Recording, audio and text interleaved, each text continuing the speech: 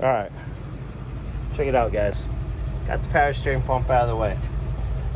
Let's see if I can get in there. Get out of the way. That bolt right there was loose. I got it in the hole, got it started. So before I tighten it all the way, I'm gonna have to get this bracket back up on there. Make sure everything lines up. Also, let's see if I can see it on here. A little bit, maybe. Oh, I'm getting in there a little bit better.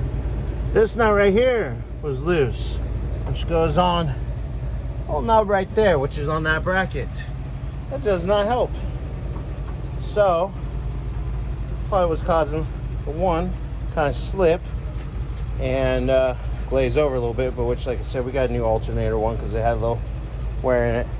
We have the new belts for the power steering pump right there. Sorry, I was showing my tools. So yeah, I thought I'd show you guys a little clip of that. So I'm gonna kind of get started getting all that tightened back up, power steering pump back in its spot, and get that belt on. And I'll give you guys an update here in a little bit.